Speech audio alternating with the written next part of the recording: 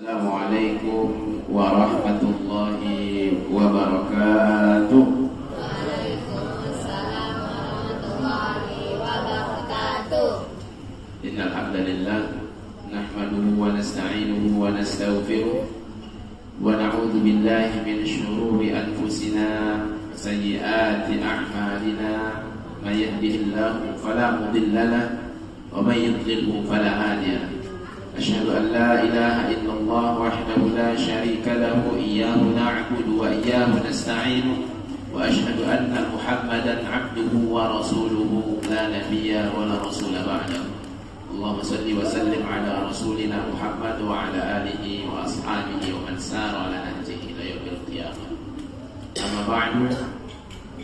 Alhamdulillah, kita bersyukur kepada Allah Subhanahu wa taala atas segala-galanya yang ada pada diri kita. Semuanya itu tak lain adalah pemberian dari Allah Subhanahu wa taala. Kita juga memohon kepada Allah semoga salawat serta salam selalu Allah sampaikan kepada Rasulullah sallallahu alaihi wasallam. Yang kita muliakan, yang kita hormati ketua yayasan serta jajarannya, kemudian yang kita muliakan juga kepala madrasah beserta ustaz dan ustazah, seluruh pendidik dan tenaga kependidikan yang kami muliakan, Bapak dan Ibu, wali murid kita, putra dan putri, serta anak-anak kami yang kami sayangi. Sebelum ke tausiah, perlu juga untuk disampaikan dan kita ketahui bersama, Bapak dan Ibu yang dimuliakan Allah, bahwa dulu ini ada seorang ulama yang sangat terkenal mendunia namanya, yaitu Al-Kisai, dan dia spesialisnya adalah di nahwu shorof. Jadi dia selalu berdebat dengan Sibawaihi, dua ulama nahwu yang sangat terkenal, luar biasa mendunia namanya.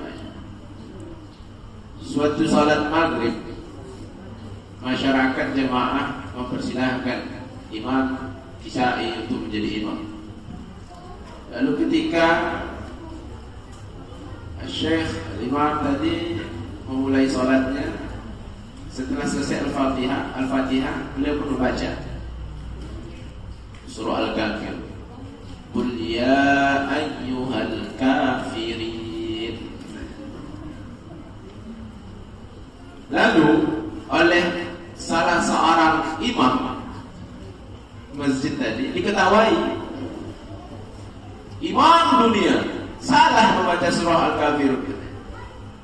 Apa yang terjadi setelah itu? Ketika sholat isya, yang ketawa tadi dia pula jadi imam. Begitu dia jadi imam, salah di Al-Fatihahnya. Bukan ayatnya setelah Al-Fatihah, tapi di Al-Fatihahnya pun salah.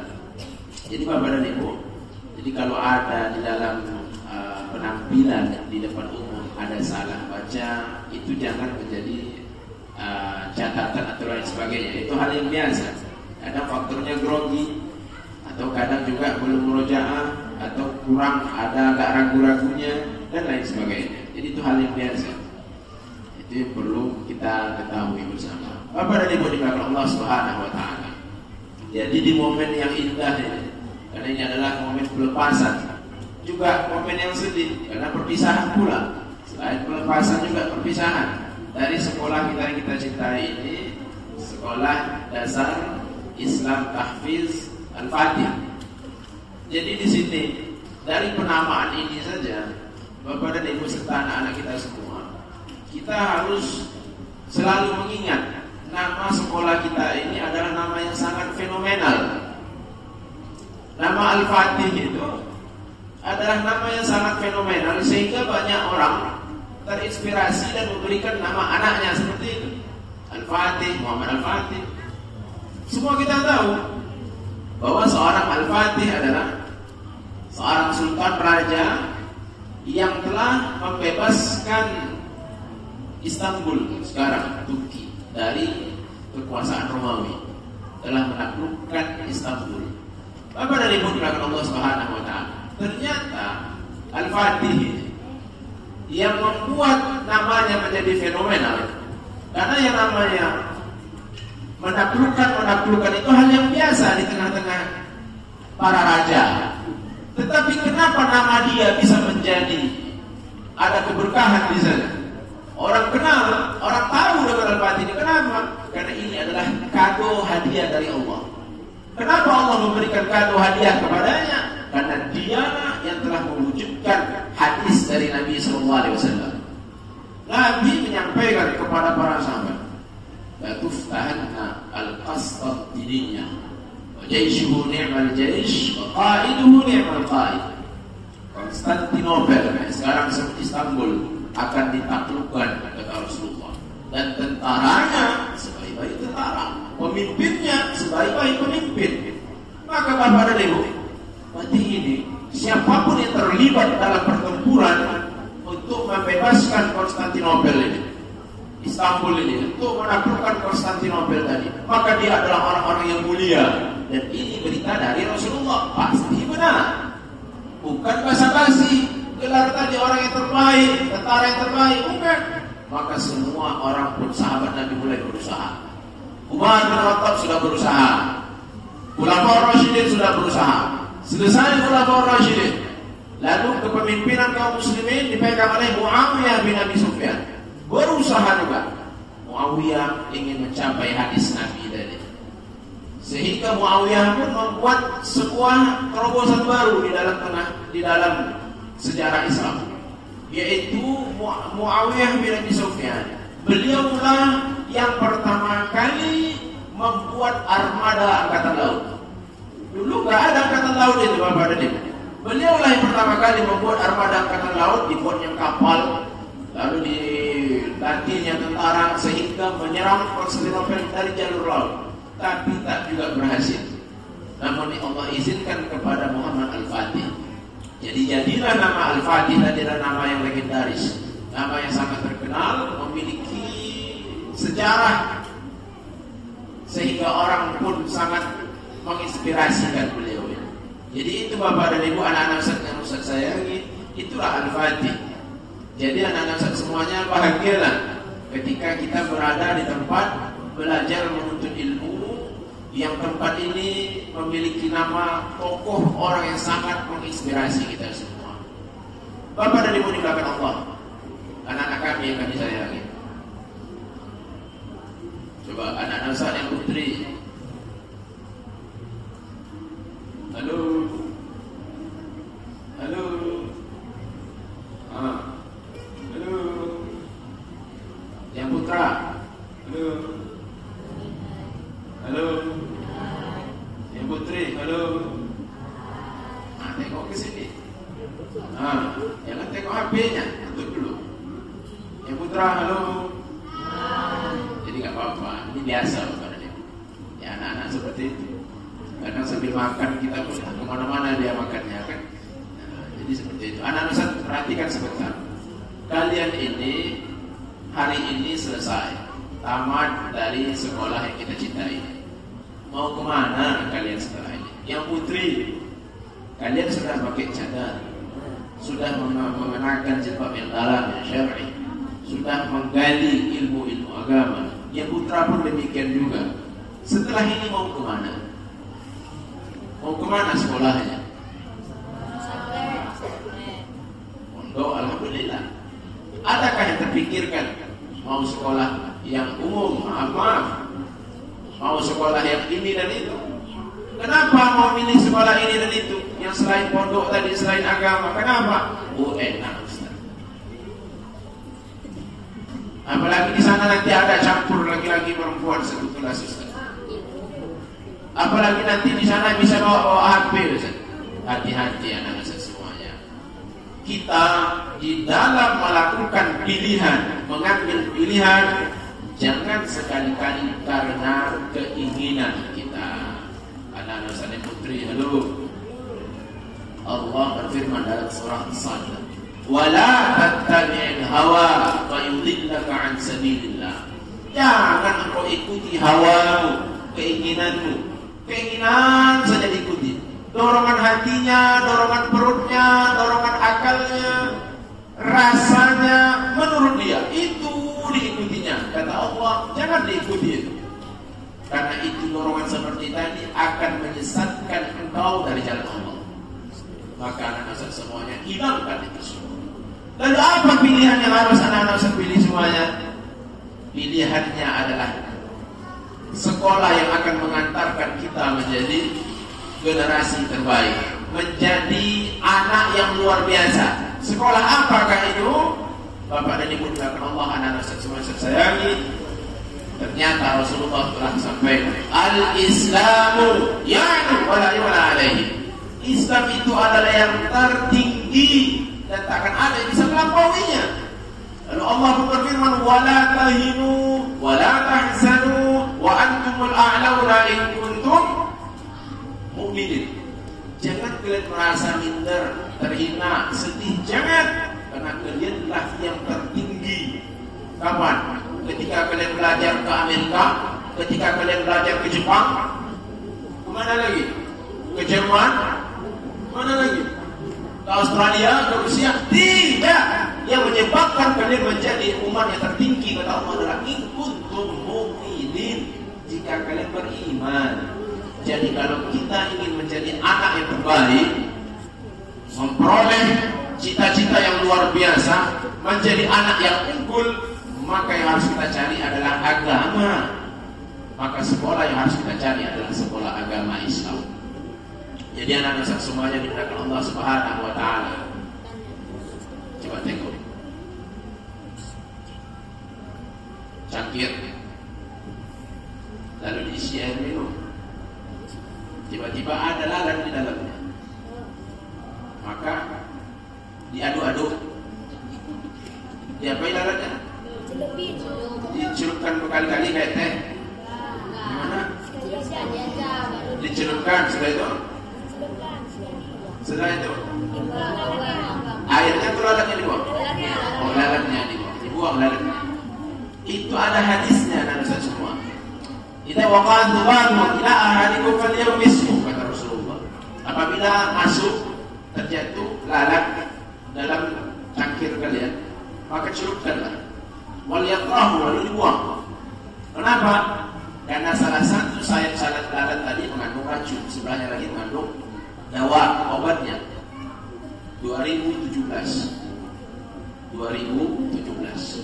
Korea mengumumkan bahwa mereka menemukan obat yang luar biasa yang bisa mengobati banyak penyakit. Obat yang luar biasa. Obatnya tadi sumbernya dari sayap lalat. Itu Korea, nggak tahu Korea? Yang ada Opa Kim Jong Un. Dengan Opa itu apa abang ya, Abang Kim Jong Un. Itu menemukan obat yang luar biasa sumbernya dari sayap lalat. 1400 tahun yang lalu Rasulullah sudah sampaikan lalat tadi bagaimana. Jadi Islam itu memang benar, tak akan pernah ketinggalan. Maka kalau kita ingin menjadi umat yang unggul, maka anak-anak semuanya ikutilah Islam, belajarlah Islam. Pusing kepala, mendenyut bagi teman kepala, makan obat, hilang enggak saja. Obat ini enggak hilang juga. Tapi anak-anak semuanya ada sebuah terapi, dan ini bukan hanya terapi, ini juga sunnah dari Rasulullah SAW. Rasulullah sampaikan, kalau kalian bangun dari tidur, falyastanthir, maka hendaknya memasukkan air ke dalam rongga hidungnya. Fa inna syaitan yabitu fil khayshum, karena setan itu selalu tidur di rongga hidung. Maka ketika dihirup air tadi sampai ke sini, sampai ke rongga hidung, yang tinggi kali Pak, di atas hidung pula nanti kan, sampai di khayshum, rongga hidung lalu dikeluarkan. Itu komputer rasa kepala kan. Oyong. Sudah oyong tadi apa yang kita rasakan? Fresh, plong, hilang segala macam. Coba, dari mana datangnya ini? Datang 1400 tahun yang lalu. Ini sedikitnya dari sekian banyak luar biasanya syariat Islam. Ketika 2019 COVID masuk, di mana-mana dunia menyuruh untuk melakukan prokes, protokol kesehatan, cuci tangan, cuci muka, cuci hidung. Islam sudah jauh hari menyuruh itu, yaitu dengan cara berwudu. Jadi Islam ini memang inilah janji dari Allah dan Rasulullah, bahwa Islam inilah yang akan membuat kita menjadi anak orang yang paling unggul di dunia ini. Selesai, nggak ada keraguan di situ. Jadi anak-anak semuanya, kalau anak-anak Ustaz ingin menjadi orang yang unggul, maka masuklah ke sekolah Islam, terutama pesantren. Kemudian anak-anak semuanya ini dimuliakan Allah. Ketika anak-anak Ustaz nantinya akan masuk atau telah masuk ke dalam pesantren, sekolah agama, maka mulailah anak-anak Ustaz nantinya berlinangan mata, berpisah dengan orang tua, berpisah dari handphone. Kan itu kan lebih sedih berpisah dengan handphone dibandingkan dengan orang tua. Sahih? Itulah anak-anak sekarang di luar sana. Begitu berpisah dengan orang tua, kalian pun menangis. Ayah kalian santai itu nanti, santai. Begitu masuk dari dalam mobil, itu air mata dan air hidung ayah kalian keluar. Nah, itu ayah-ayah begitu biasanya. Tak mungkin dia nangis depan anaknya. Kalau mama kalian ketik, mama kalian itu memang langsung nangis juga sama kalian berpisah. Kalian menangis, mama menangis, ayah pura-pura tak menangis, tapi dari belakang nangis. Sedih kan semuanya. Tetapi apa gunanya itu tadi? Coba kita perhatikan. Selalu saya berikan sebuah contoh. Kalian lihat anak-anak semuanya, besi itu ada besi. Di mana-mana ada besi. Gerbang kita itu juga besi. Sekilonya 5 ribuan, 2 kilo 10 ribu. Lalu besi tadi pun kita bawa lah ke dalam api, tempat orang menempah besi. Dibakar besi tadi sampai merah, lalu dipukul, dibakar lagi, dipukul lagi, dibakar lagi, dipukul lagi, mulai terbentuk pedang. Sudah terbentuk pedang, dibakar lagi, dipukul lagi, diasah, segala macamnya. Begitu selesai jadilah sebuah pedang. Harganya ratusan juta. Besi yang harganya 10 ribu menjadi 100, 200, 300 juta. Bagaimana bisa jadi seperti itu? Karena telah dia dibakar, dipukul, dibakar, dipukul. Kalian pun juga demikian.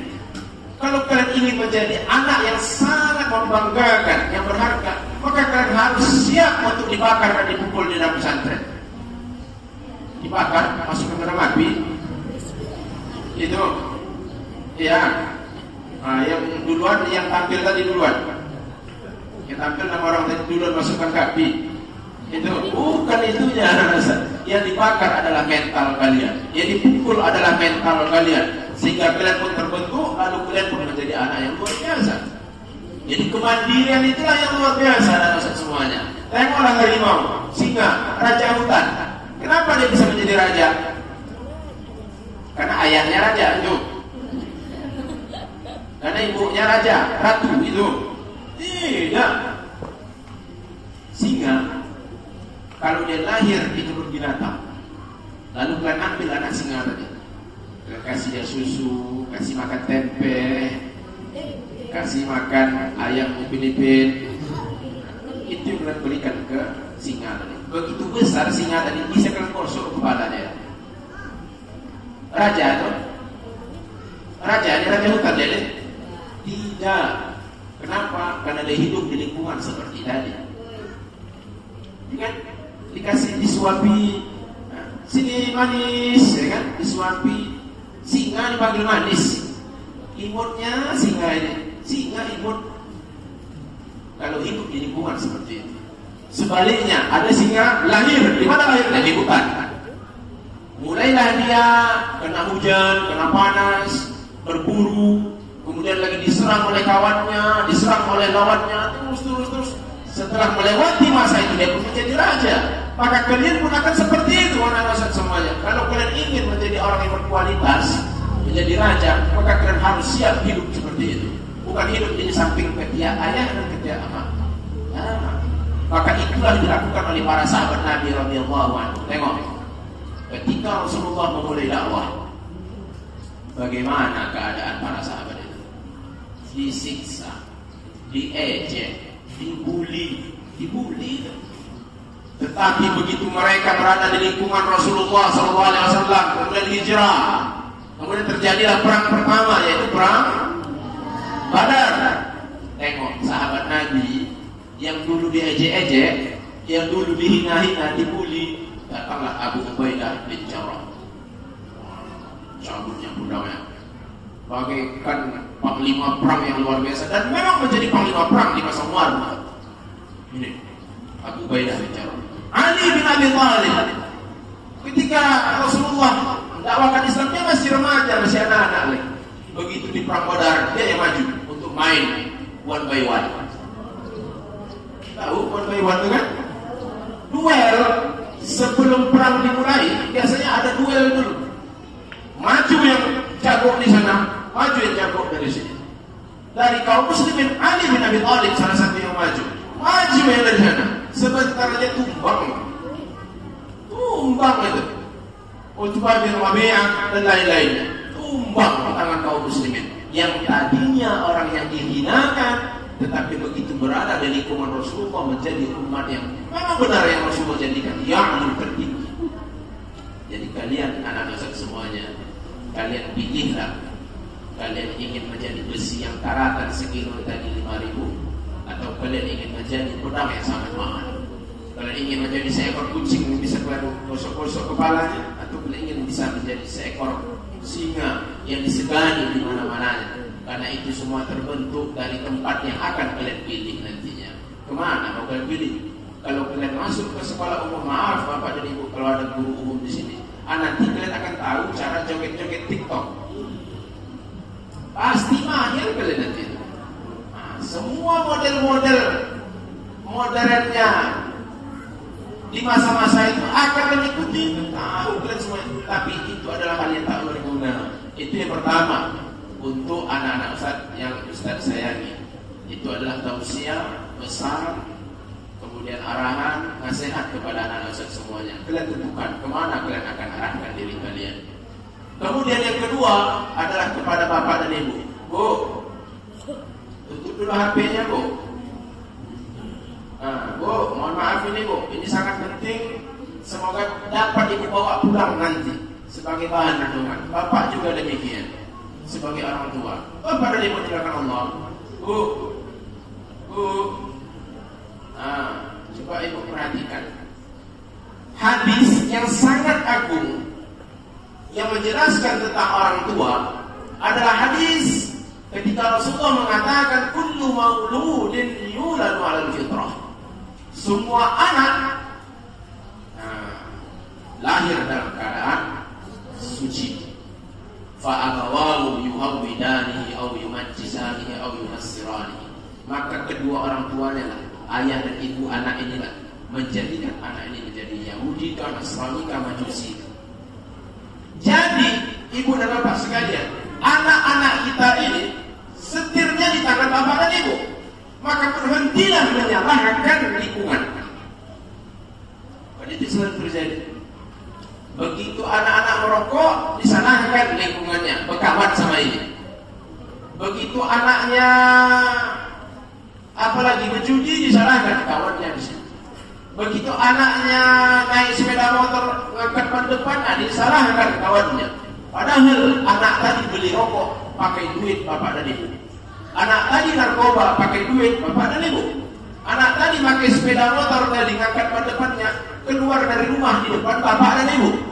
Anak tadi pacaran, HP-nya bapak dan ibu yang belikan. Maka benarlah apa yang disampaikan oleh Rasulullah, bahwa bapak dan ibu lah yang akan menciptakan bagaimana keadaan anak-anaknya. Itu harus dipahami bersama bapak dan ibu. Terkadang kita capek, mohon maaf, ini bukan untuk menggurui bapak dan ibu semuanya. Terkadang kita capek, lelah. Bapak lelah bekerja, ibu lelah mempersiapkan rumah dan lain sebagainya, sehingga anak pun dibiarkan. Bapak dan ibu dilakukan Allah. Kita kembali ke hadis tadi. Maka kandungan hadis tadi adalah semua yang bapak ibu lakukan, gerak-gerik yang bapak ibu lakukan, itu adalah edukasi pendidikan kepada anak-anak bapak dan ibu. Saya ulangi, semua. Saya ulangi Bu ya, semua. Arti semua itu adalah ketika anak-anak bapak dan ibu main HP, chattingan, bapak dan ibu diam bapak dan ibu, itu mendidik berarti itu. Mendidik anaknya, maksudnya silakan lanjutkan, tafadhal, masykurah, kayak tadi, tafadhal, masykurah, majurah, gitu kan. Itu artinya. Ketika bapak dan ibu dimulakan Allah melihat anak tadi keluar rumah yang laki-laki menggas, kemudian knalpotnya diganti, bapak dan ibu biarkan, itu sama dengan mendidik anak. Silakan, tafadhal. Maka ini kandungan hadis yang luar biasa, bahwa kullu mauludin yuladu 'alal fitrah. Semua anak tadi lahir dalam keadaan suci. Orang tua dialah yang akan mencetak dia bagaimana. Maka bapak dan ibu yang harus kita ingat, orang tua, peran orang tua adalah ketika dia mendidik anaknya, alhamdulillah. Tetapi ketika dia tidak mau mendidik anaknya, artinya adalah dia sedang mendidik anaknya untuk tidak terdidik. Yang ini yang sangat jarang dipahami dan diingat oleh orang tua. Saya ulangi, bapak dan ibu, bahwa orang tua begitu tidak mau mendidik anaknya, maka artinya adalah dia sedang mendidik anaknya untuk tidak terdidik. Maka bapak dan ibu dimakan Allah Subhanahu wa taala. Alangkah indahnya kalau kita renungi lagi. Alangkah indahnya kalau kita renungi lagi. Ketika anak kita kecil,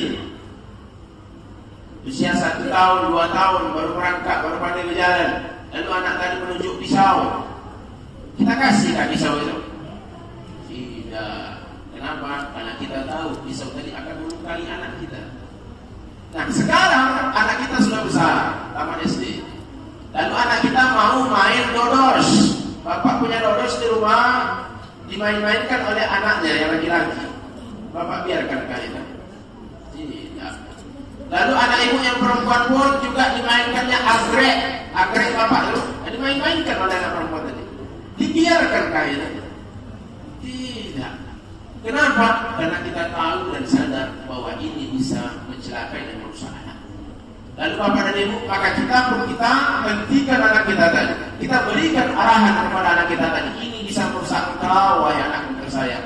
Nah sekarang bapak dan ibu, alangkah indahnya jika praktek itu nanti kita praktekkan pula ke sekolah anak kita. Kemana mau disekolahkan anak kita tadi? Oh anak ingin memilih begini begitu. Kita yang megang setir bapak dan ibu. Maka kita harus sangat berhati-hati. Kemana kita arahkan anak kita? Maka itulah isyarat dari Rasulullah SAW. Bapak dan ibu diberkahi Allah Subhanahu wa taala. Kadang kita sering mengkambing hitamkan hal-hal lain ketika ada hal yang tidak baik pada anak kita. Coba kita perhatikan bapak dan ibu. Di rumah kita ada televisi. Bu, di rumah ibu ada televisi. Ditonton oleh anak ibu semua channel siaran yang menarik menurut anak-anak kita. Lalu ibu pun pergi atau ibu pun biarkan saja dan lain sebagainya. Sadarkah kita bahwa sebenarnya yang kita lakukan itu juga dalam keadaan mendidik anak kita, mencontoh yang dilihat. Ini bu, ada kejadian bu, dulu 2015-2016 ada siaran film di Antv. Filmnya film Krishna. Tahu film Krishna? Yang warna biru. Anda bisa tahu kan warna biru itu? Nah, lalu kejadian lah, ada anak kecil nonton dia film Krishna. Selesai dia nonton, dia bilang ke uminya, ke ibunya, mak, ya anak, Tuhan itu warnanya biru mak ya. La ilaha illallah. Tengok bu hasilnya, Tuhan itu warnanya biru mak ya. Belum masuk ke kepala anaknya, sehingga anaknya tadi pun menginspirasi, ternyata Tuhan itu seperti ini. Itulah buah dari pendidikan rumah tangga, hasil dari bapak dan ibu dalam mendidik. Jadi bapak dan ibu dimakan Allah. Jadi mendidik ini bukanlah pekerjaan sebuah instansi lembaga, bukan. Lembaga pendidikan terbaik itu berasal dan bersumber dari rumah tangga. Tengok ibu, bapak dan ibu yang dimuliakan Allah. Rasulullah SAW begitu lahir, tak berapa lama setelah Rasulullah lahir, Rasulullah ibunda Rasulullah yaitu Aminah melepas Rasulullah kepada seorang wanita dari kabilah Sa'ad untuk menyusui Rasulullah, yaitu yang bernama Halimah Sa'diyah. Sa'diyah itu dari kabilah Sa'ad. Pak, mungkin kita jarang mendengar ini. Apa yang kita bayangkan ketika kita mendengar bahwa Rasulullah disusui oleh Halimah? Kenapa Aminah melepaskan Rasulullah untuk disusui oleh Halimah? Kenapa itu? Kenapa itu? Mungkin kita membayangkan bahwa Aminah kurang susu, kurang ASI. Tidak. Karena seorang wanita umumnya begitu melahirkan, secara otomatis metabolisme tubuhnya itu akan mengeluarkan ASI. Dan itulah hikmah yang disampaikan oleh para ulama tentang haidnya perempuan. Para ulama mengkaji tentang haidnya perempuan. Ketika perempuan itu hamil, maka darah haidnya tidak lagi keluar. Kemana arahnya? Metabolisme perempuan tadi memproduksi arah darah tadi ke janinnya. Terbentuklah anak tadi.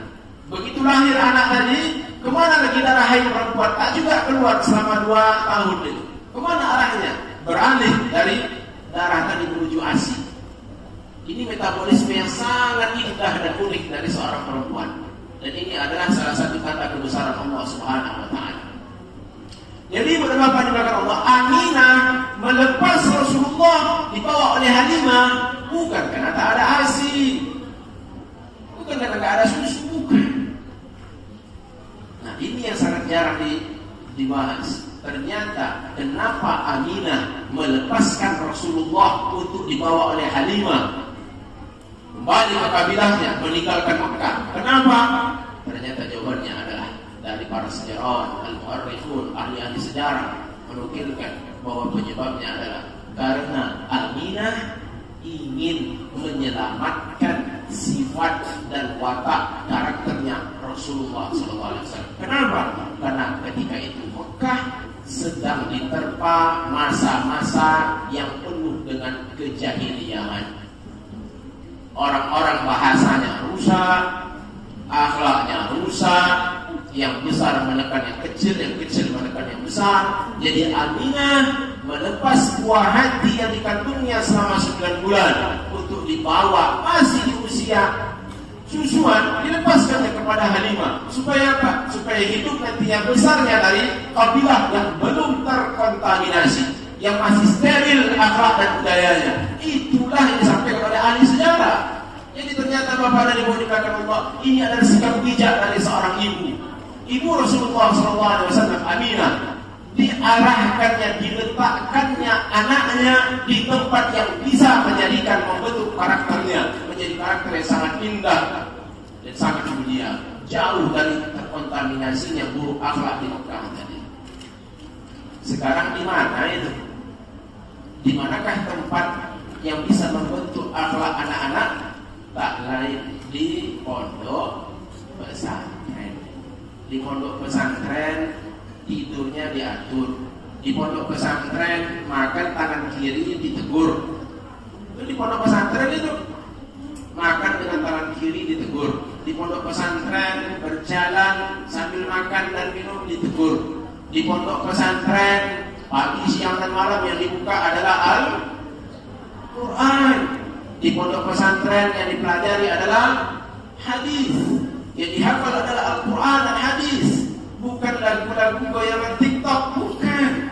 Itulah yang hadir di tengah-tengah pesantren. Jadi Bapak dan Ibu dikatakan Allah Subhanahu wa taala, Aminah memberikan contoh pendidikan yang luar biasa dari seorang ibu, orang tua.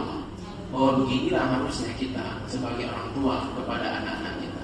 Sedih rasanya berpisah dengan anak, tetapi demi menyelamatkan anak kita demi yang terbaik, maka itu harus direlakan. Satu. Yang kedua, Ibu dan Bapak dimakan Allah, ketika kita berbicara tentang pendidikan. Nih Bu, ketika kita berbicara tentang pendidikan, maka di dalam Al-Quran ada satu surah yang sangat identik dengan pendidikan, yaitu surah Luqman. Dan ini adalah isyarat nyata dan sangat jelas dari Allah Subhanahu wa taala bahwa peran pendidik yang paling besar adalah orang tua. Apa yang Allah nukilkan, yang Allah sampaikan tentang peristiwa Luqmanul Hakim. Wa idh qala Luqmanu li ibnihi. Dan ingatlah ketika Luqman berkata kepada anaknya, Luqmanul Hakim itu, kebayang kita Luqmanul Hakim itu kan adalah orang yang, nama Luqman itu namanya orang yang ganteng, putih, itu biasanya. Tapi Luqmanul Hakim ini oleh para ulama, mereka meriwayatkan bahwa Luqmanul Hakim ini adalah asalnya dari Habasyah, Ethiopia, Afrika. Luqmanul Hakim adalah seorang yang berkulit hitam, kecil badannya, sebagaimana orang Afrika, hitam, kecil badannya, fisiknya, tetapi namanya sangat mulia di dalam Al-Quran. Allah abadikan Luqmanul Hakim. Ingatlah ketika Luqman berkata kepada anaknya, ini Bu, yang namanya orang tua pasti banyak ngobrol dengan anaknya. Yang namanya ayah, ini ayah pula ini agak beda nih. Kalau ibu biasanya banyak ngomong dengan anaknya, kalau ayah biasanya jarang. Ayah biasanya cuek, pendiam dengan anaknya. Ini dirubah nih Pak. Ini contoh Luqman. Ternyata Luqman mengajak ngobrol anaknya. Ingatlah ketika Luqman berbicara kepada anaknya. Apa kata Luqman? Umumnya kita kalau berbicara dengan anak, maka kita selalu berbicara, nak, nanti mau jadi apa? Cita-citanya apa? Nak, kebun sawit ayam di sana ada nak sekian hektar. Nak, kamu harus tahu nak, ini batas tanah kita di sini. Nak, harta warisan ayah ada nak? Belum ayah ambil lagi. Jadi umumnya kita selalu berbicara seperti ini kepada anak-anak kita tentang hal-hal yang seperti ini. Maka Allah memberikan sebuah pelajaran menarik tentang pembicaraan ayah dan anak dari Luqmanul Hakim.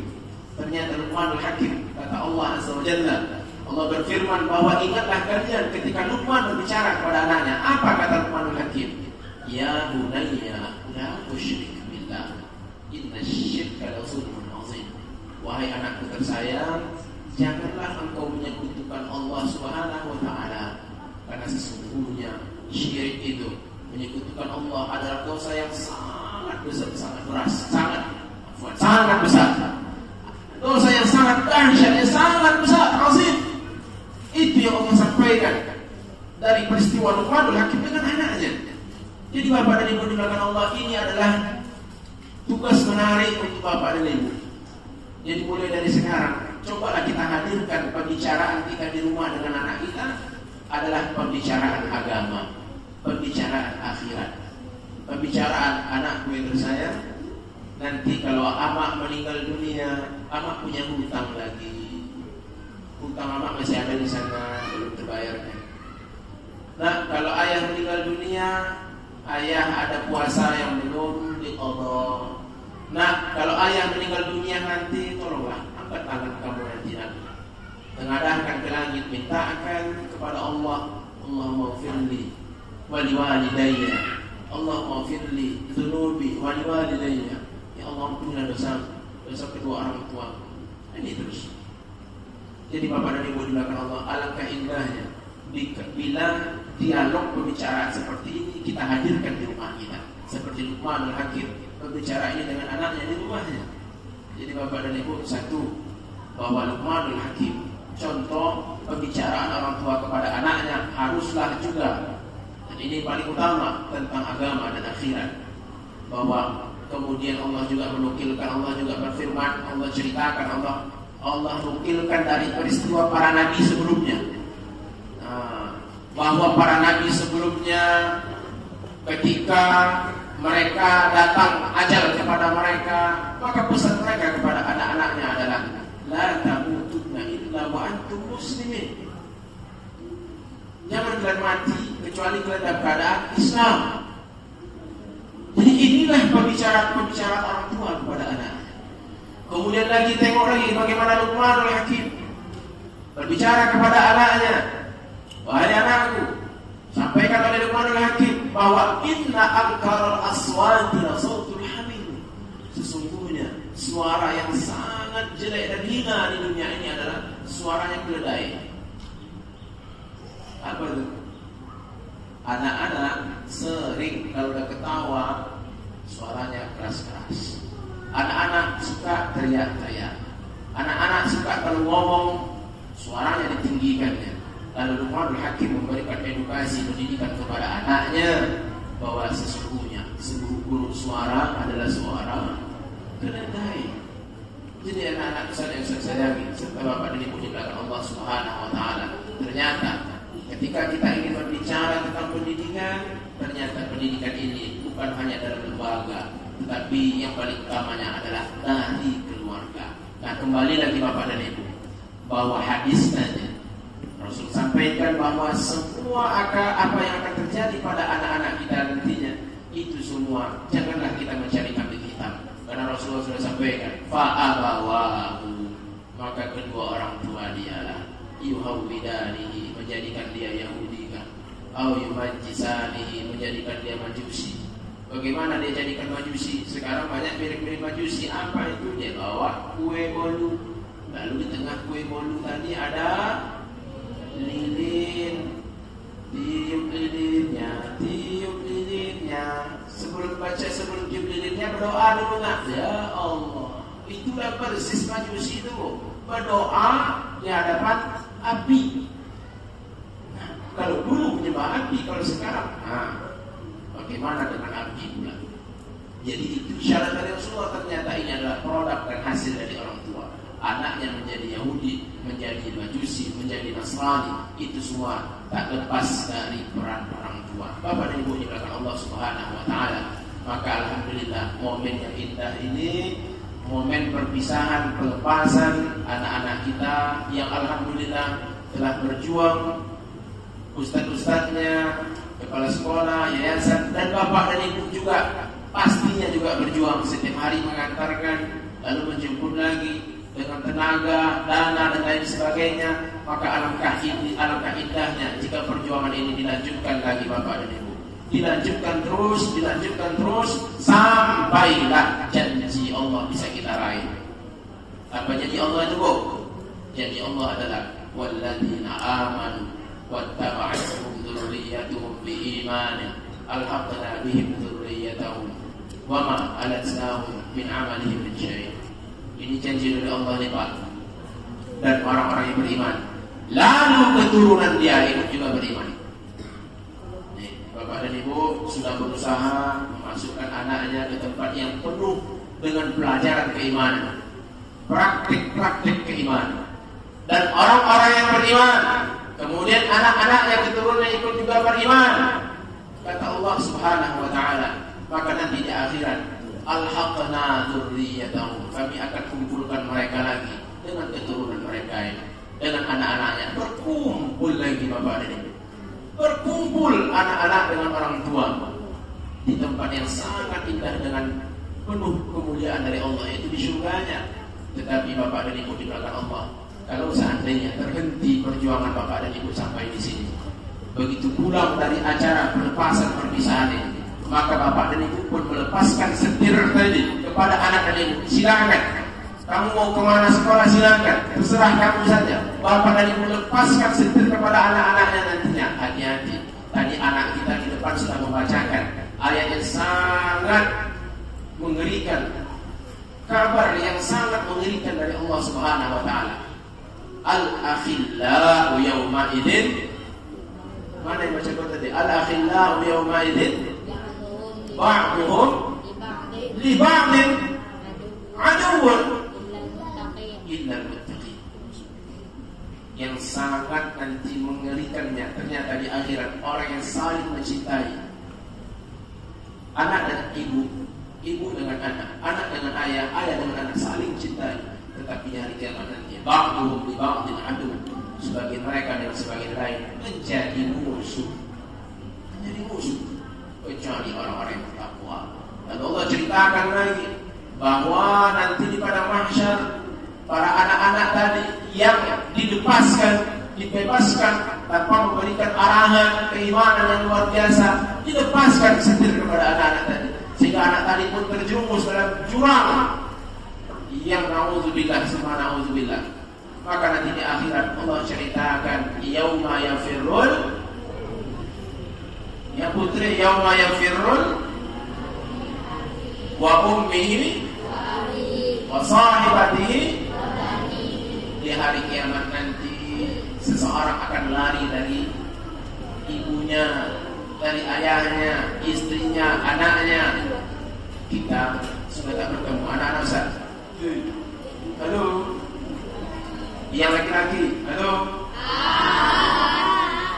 Kalian, nih yang putri juga.